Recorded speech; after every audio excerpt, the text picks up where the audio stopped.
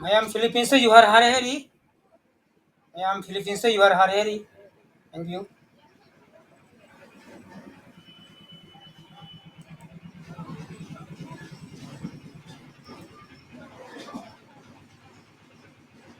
Thok thok na me. Kaiba se kaiba yaure.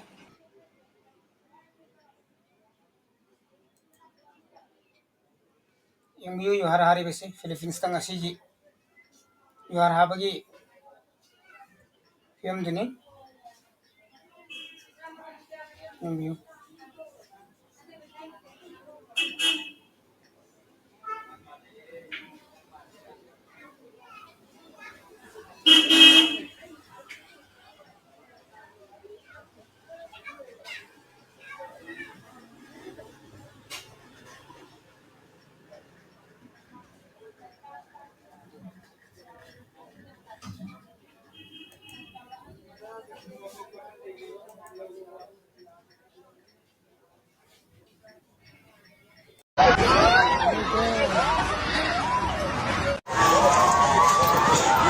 Jesus, Lord.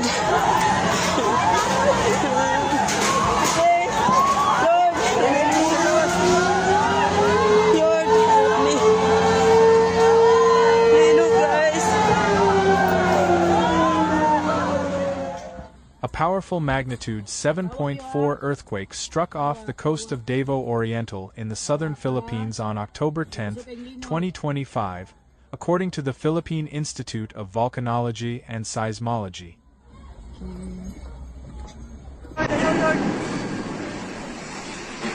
Lord, help us, Lord. Lord.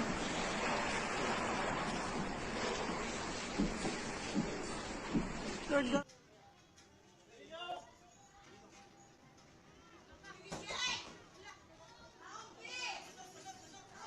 The tremor, which occurred at a depth of about 58 kilometers beneath the seabed, sent strong shaking across much of Mindanao, prompting tsunami warnings, widespread evacuations, and reports of structural damage in several cities.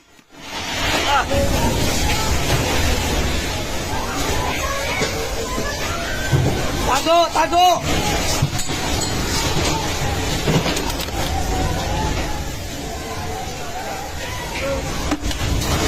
Lord, tama na, Lord! Lord! Tama na, Lord!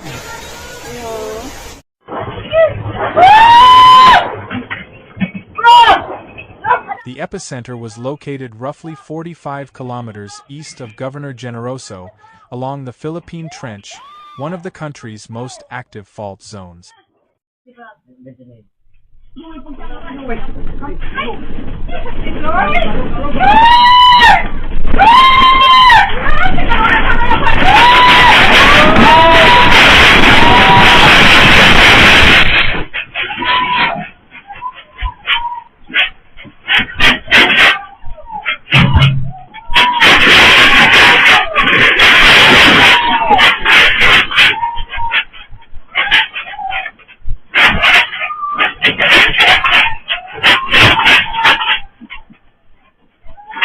The earthquake was felt intensely in Davao City, General Santos, Surigao, and Cotabato, with residents fleeing homes, schools, and offices as buildings swayed violently. Power lines were seen sparking, ceiling panels fell, and alarms sounded throughout the region.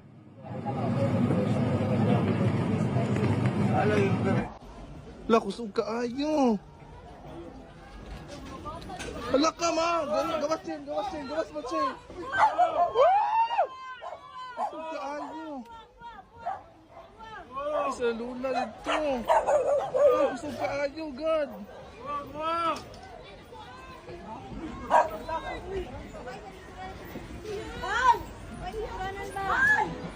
Witnesses described the shaking as the strongest in years, lasting for more than 30 seconds. Following the quake, authorities immediately issued a tsunami warning for coastal areas of Davao Oriental, Davao de Oro, Surigao del Sur, and Leyte, urging residents to evacuate to higher ground.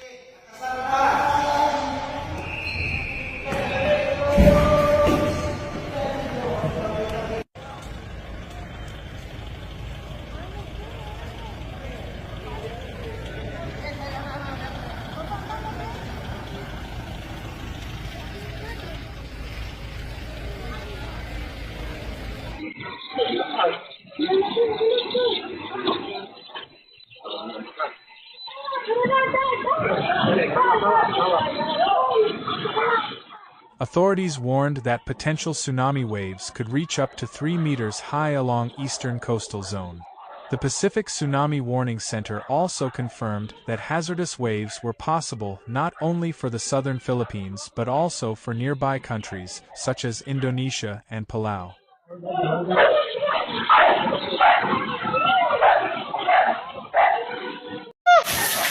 Grabe, linog! Grabe, pagkakusuga agad!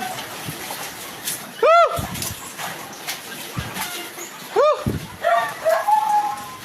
Grabe!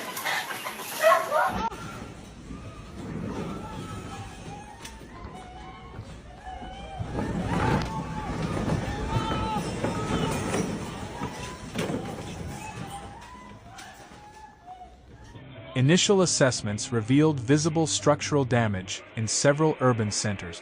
In Davao City, cracks appeared on concrete walls and pillars of government buildings, hospitals, and residential structures. Several glass facades in business districts shattered, scattering debris onto sidewalks. Partial collapses were reported in older homes and public schools, while in General Santos, local officials confirmed damage to a shopping complex and a coastal bridge. Portions of power lines toppled, causing blackouts across parts of Davao del Sur, South Cotabato, and Compostela Valley, while communication networks experienced temporary disruption.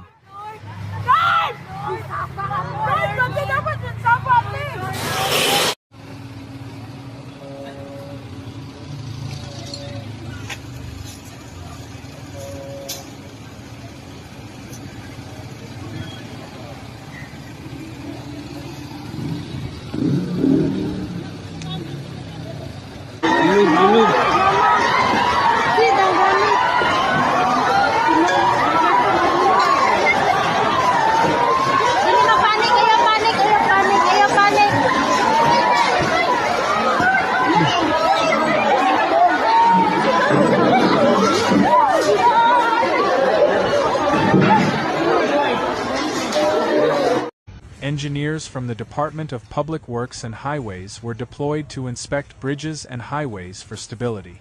Surface fissures were reported along sections of the Davao, Tagum and Davao, Mati highways, forcing temporary traffic closures. Operations at Francisco Bangoy International Airport were briefly suspended as inspection teams checked for structural cracks on runways and terminal buildings before flights resumed later in the day.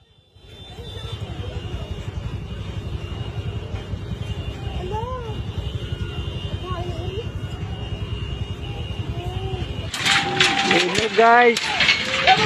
Linog! Lord! Tabang Lord! Lord! Tabang Lord! Lord! Tabang Lord! Lord, gusto ko yung linog Lord! Lord, Ginoo! Tabang! Lord!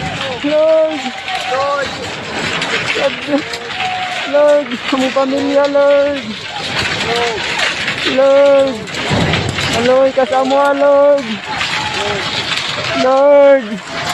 Hospitals in Davao region operated under emergency protocols, attending to patients suffering from minor injuries due to falling objects or panic-related incidents. Medical staff also evacuated patients from upper floors as a safety measure during the strongest tremors. Local government units have begun setting up temporary shelters and evacuation centers for residents displaced by the quake and tsunami warnings.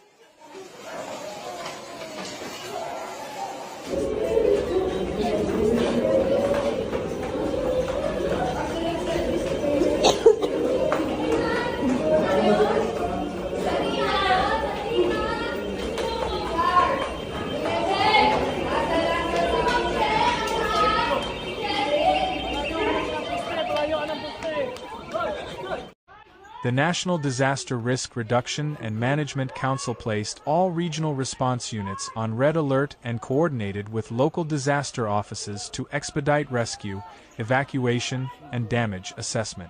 The Philippine Coast Guard and the Armed Forces of the Philippines have been deployed to assist in coastal evacuations and to monitor sea level changes.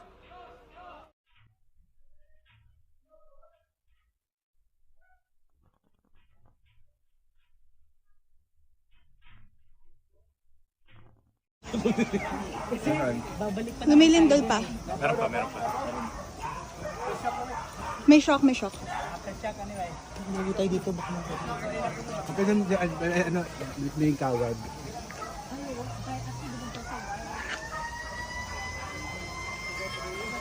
Several strong aftershocks, some exceeding magnitude 5, have already been recorded, further frightening residents. Local authorities has warned that additional aftershocks are expected in the coming hours and advised the public to avoid damaged buildings and unstable slopes that may trigger landslide. The Philippines, located along the Pacific Ring of Fire, experiences frequent earthquakes due to its position atop several converging tectonic plates.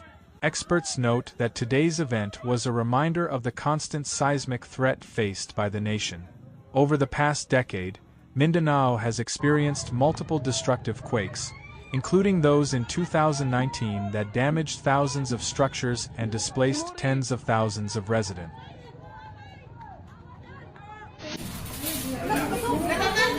Ma'am, gawas mo. Uy, kakusog.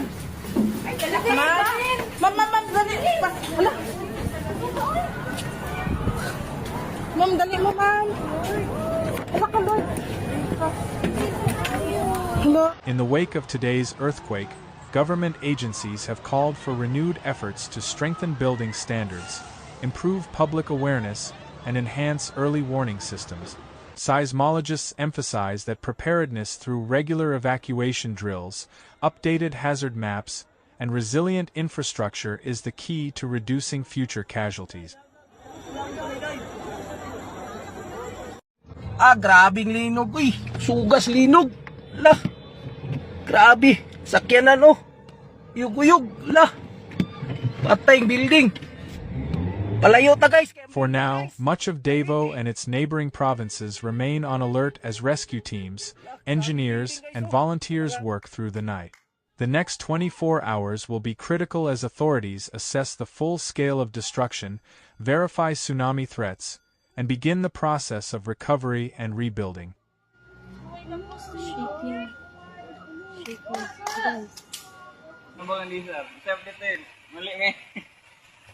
Kini nga hunas ni mura ni og hunas sa ni kahapon. Kanang alauna.